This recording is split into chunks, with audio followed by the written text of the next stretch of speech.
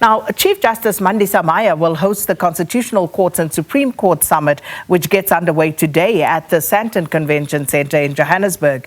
The J20, as it is known, forms part of the lead-up activities to the J20 2025 summit that will be hosted by South Africa in November. SABC News reporter Canny Maphanga is there. Canny, good morning once more.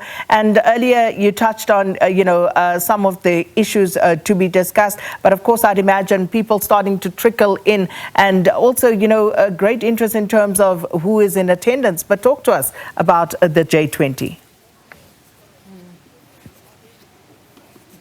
Indeed, good morning again, Sakina, and to the viewers. We still see that there's a lot of preparation going on behind me in the plenary here at the J20. We expect in less than 2 hours we'll see various chief justices and presidents of various Supreme Courts and Constitutional Courts of G20 nations and the international community fill up this hall and gather under the theme Justice in a Time of Change, Independence, Innovation and Cooperation. As I've stated earlier, we expect that artificial intelligence and how to add that into the judicial systems across the globe will be a prominent feature in the discussions this morning. But of course, everyone is wondering who will be in attendance at the J20 summit, being that South Africa is the first nation to host this J20 summit under the leadership of Chief Justice Mandisa Maya. We see at the far my right of the room, there is the President of the United Kingdom Supreme Court, who will be seated there, President Reid,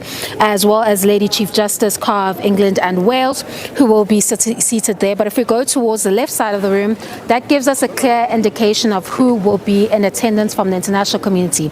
You may remember, Sakina, there's been a lot of questions regarding these various engagements edging closer and closer towards the G20 main event in November, whether the US will be in attendance or not, in light of the strained relations between the United States and South Africa. We see from the placards, if you try and get an indication as to who will be in attendance, we see our very own from the African Court for Human Rights, Judge Dumisa Ntebeza will be in attendance. We see that Brazil will be represented. We see that Zimbabwe, through Chief Justice Malaba, will be represented. President Cardoso of the Constitutional Court of the Republic of Angola. We see the Republic of India represented, and if I just quickly surf through just to get through this quite quickly, we see that Ireland will be represented, Korea, the UN, UNESCO, Singapore, Turkey, and we see that that's where we end with the representation from the international community. Then, of course, our United Nations representative to South Africa, Mr. Nelson Mufa, who will be in attendance here when the event begins at 10 a.m. So no sight of any representatives of the United States, as we see another engagement group gathered together here at the J20 summit to discuss this very important theme as a judiciary across the globe needs to promote the rule of law, but also adapt to the changing environment. We expect that in less than 2 hours, this room will begin to fill up. And of course, Chief Justice Mandisa Maya will open up those events at 10 a.m. this morning, which SABC will give you the live coverage to. Over to you in studio.